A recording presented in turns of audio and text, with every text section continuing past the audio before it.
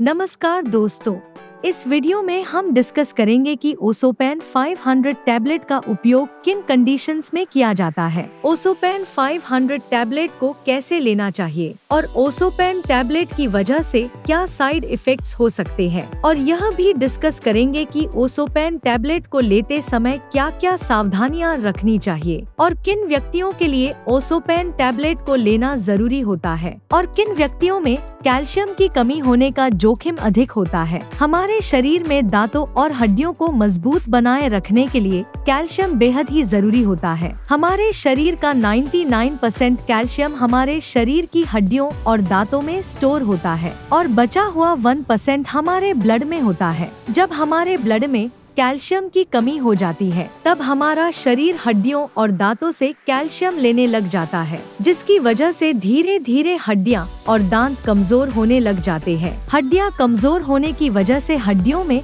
हल्की सी चोट या गिरने की वजह से भी फ्रैक्चर हो सकता है। कैल्शियम की कमी की वजह से दांतों की जड़ें कमजोर हो जाती है और दांत भंगुर होकर टूटने लगते हैं, और छोटे बच्चों में कैल्शियम की कमी होने पर उनके दांतों को निकलने में देरी हो सकती है या लंबा समय लग सकता है। बच्चों में कैल्शियम की कमी लंबे समय तक रहने पर उनकी हाइट भी कम रह सकती है। कैल्शियम की कमी की वजह से बच्चों में रिकेट्स हो सकता है और 19 साल से अधिक उम्र के व्यक्तियों में ऑस्टियोमलेशिया और ओस्टियोपोरोसिस होने का रिस्क अधिक हो जाता है। ओस्टियोपोरोसिस एक हड्डियों का रोग है जिसमें हड्डियां बहुत ही कमजोर व अंदर से खोखली हो जाती है, जिसकी वजह से हड्डियों में हल्की सी चोट या गिरने की वजह से भी फ्रैक्चर हो सकता है। शरीर में कैल्शियम की कमी होने पर शरीर की हड्डियों और जोड़ों में दर्द रहने की समस्या भी हो सकती है। कैल्शियम के साथ विटामिन डी भी लेना जरूरी होता है। शरीर में विटामिन डी की कमी होने पर भी कैल्शियम की कमी हो सकती है, क्योंकि विटामिन डी शरीर में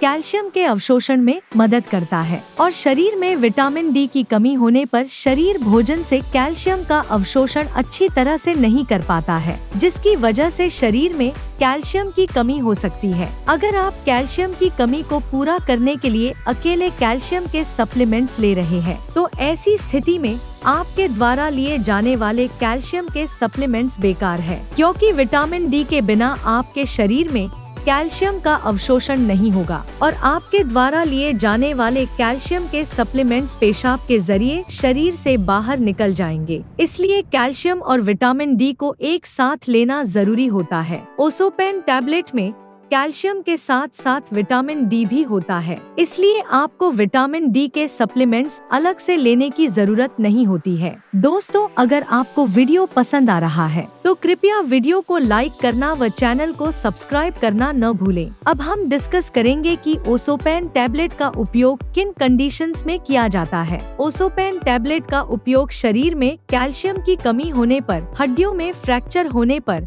रूमेटॉइड अर्थराइटिस और ऑस्टियोआर्थराइटिस होने पर, शरीर के जोड़ों, हड्डियों व मांसपेशियों में दर्द होने पर, न्यूरोपैथिक दर्द होने पर यानी नसों का दर्द होने पर, डायबिटिक न्यूरोपैथी होने पर, गर्भवती महिलाओं और स्तनपान करा रही महिलाओं के लिए, ऑस्टियोपोरोसिस होने पर, ऑस्टियोमलेशिया या रिकेट्स होने पर, शरीर में न्यूट्रिशन की कमी होने पर, शरीर में दांतों, जोड़ों और हड्डियों को स्वस्थ बनाए रखने के लिए, और जो व्यक्ति मिर्गी या दौरों की दवाइयां ले रहे हैं जैसे फेनोबारबिटल फेनिटोइन, उन व्यक्तियों को भी डॉक्टर ओसोपेन टैबलेट को लेने की सलाह दे सकता है। अब हम डिस्कस करेंगे कि किन व्यक्तियों में कैल्शियम की कमी होने का जोखिम अधिक होता है और किन व्यक्तियों को ओसोपेन टैबलेट को लेने की जरूरत पड़ सकती है। जो व्यक्ति शुद्ध शाकाहारी डाइट लेते हैं और दूध, दही जैसे डेयरी प्रोडक्ट्स का सेवन बहुत कम मात्रा में करते हैं, ऐसे व्यक्तियों में कैल्शियम की कमी होने का जोखिम अधिक होता है। इसलिए ऐसे व्यक्तियों को ओसोपेन टैबलेट को लेने की जरूरत पड़ सकती है। महिलाओं में मेनोपॉज के बाद एस्ट्रोजन हार्मोन का प्रोडक्शन कम हो जाता है, जिसकी वजह से महिलाओं में मेनोपॉज के बाद कैल्शियम की कमी बहुत जल्दी होती है और ऑस्टियोपोरोसिस होने का रिस्क भी अधिक हो जाता है। इसलिए कैल्शियम की कमी को पूरा करने के लिए और ऑस्टियोपोरोसिस से बचने के लिए डॉक्टर मेनोपॉज के बाद महिलाओं को भी ओसोपेन टैबलेट को लेने की सलाह दे सकते हैं। अगर आप ज्यादा मात्रा में प्रोटीन या नमक का सेवन करते हैं तो आपके शरीर में कैल्शियम की कमी हो सकती है, क्योंकि प्रोटीन और नमक का सेवन अधिक मात्रा में करने से शरीर से कैल्शियम ज्यादा मात्रा में बाहर निकलता है। अगर आपने स्टेरॉयड दवाओं का सेवन लंबे समय तक किया है या कर रहे हैं, तो आपका डॉक्टर ओसोपेन टैबलेट को लेने की सलाह दे सकता है, क्योंकि स्टेरॉयड दवाओं का लंबे समय तक सेवन करने से ऑस्टियोपोरोसिस हो सकता है। इसलिए ऑस्टियोपोरोसिस होने के रिस्क को कम करने के लिए भी डॉक्टर ओसोपेन टैबलेट को लेने की सलाह दे सकता है। इसके अलावा किडनी फेलियर होने पर भी शरीर में कैल्शियम की कमी बहुत जल्दी होती है।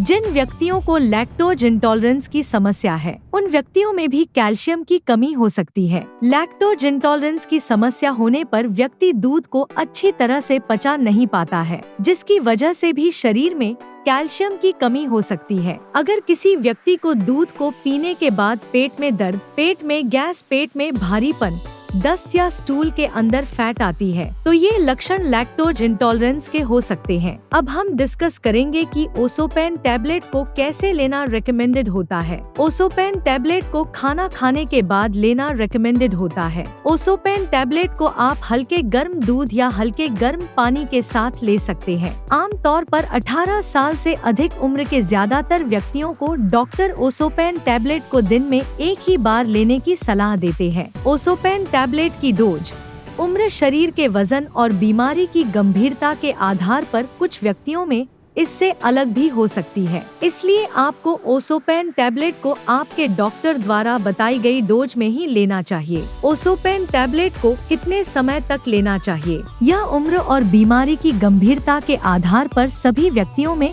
अलग अलग हो सकता है। इसलिए ओसोपेन टैबलेट को डॉक्टर की सलाह के बिना ज्यादा लंबे समय तक नहीं लेना चाहिए। दूध में कैल्शियम भरपूर मात्रा में पाया जाता है और दूध से बने उत्पाद जैसे पनीर और दही में भी कैल्शियम अधिक मात्रा में पाया जाता है। इसलिए अगर आप अपने शरीर की कैल्शियम की कमी को प्राकृतिक खाद्य पदार्थों से पूरा करना चाहते हैं, तो आपको इनका सेवन पर्याप्त मात्रा में करना चाहिए। 1 लीटर दूध में लगभग 1300 mg कैल्शियम होता है। अगर कोई व्यक्ति या बच्चा प्रतिदिन 1 लीटर दूध को 2 भागों में बांटकर सुबह शाम पी लेता है, तो उसमें कैल्शियम की कमी नहीं होती है। इसके अलावा मूंग दाल, बादाम, नारियल, सोयाबीन, आम, संतरा और आंवला भी कैल्शियम से भरपूर होते हैं। इसलिए इनका सेवन आपको भरपूर मात्रा में करना चाहिए। साइड इफेक्ट्स की बात करें तो वैसे तो ओसोपेन टैबलेट एक बहुत ही सुरक्षित दवा है और ज्यादातर व्यक्तियों में ओसोपेन टैबलेट की वजह से कोई साइड इफेक्ट्स नहीं होते हैं। लेकिन अगर आप ओसोपेन टैबलेट को रेकमेंडेड डोज से ज्यादा डोज में लेते हैं, तो इसकी वजह से ब्लड में कैल्शियम का लेवल ज्यादा हो सकता है, जिसको हाइपरकैल्सीमिया भी कहते हैं। शरीर में कैल्शियम का स्तर ज्यादा होना भी नुकसानदायक होता है। कुछ रिसर्च में यह पाया गया है कि ब्लड में कैल्शियम का लेवल ज्यादा होने से दिल से संबंधित रोग होने का रिस्क अधिक हो जाता है। किडनी में पथरी होने का रिस्क भी अधिक हो जाता है। इसलिए डॉक्टर की सलाह के बिना ओसोपेन टैबलेट को ज्यादा डोज में या ज्यादा लंबे समय तक लेने से बचना चाहिए। अब हम डिस्कस करेंगे कि ओसोपेन टैबलेट को लेते समय क्या क्या सावधानियां रखनी चाहिए। थायराइड की टैबलेट और ओसोपेन टैबलेट को एक साथ नहीं लेना चाहिए, क्योंकि थायराइड की टैबलेट और ओसोपेन टैबलेट को एक साथ लेने से थायराइड की टैबलेट का अवशोषण कम हो सकता है, जिसकी वजह से थायराइड की टैबलेट की प्रभावशीलता कम हो सकती है। अगर आप थायराइड की टैबलेट को लेते हैं, तो आपको थायराइड की टैबलेट और ओसोपेन टैबलेट में 8 से लेकर 10 घंटे का गैप रखना चाहिए। किडनी की कोई समस्या होने पर और किडनी में पथरी होने पर ओसोपेन टैबलेट को डॉक्टर की सलाह के बिना नहीं लेना चाहिए। आपको ओसोपेन टैबलेट को लेते समय आयरन के सप्लीमेंट लेने से बचना चाहिए, क्योंकि कैल्शियम के साथ आयरन के सप्लीमेंट लेने से कैल्शियम शरीर में आयरन के अवशोषण को रोक सकता है। वीडियो को देखने के लिए आपका धन्यवाद। अगर आपको वीडियो पसंद आया तो प्लीज वीडियो को लाइक कर देना, चैनल को सब्सक्राइब कर लेना और अगर आपका ओसोपेन टैबलेट से संबंधित कोई प्रश्न है तो आप कमेंट करके पूछ सकते हैं।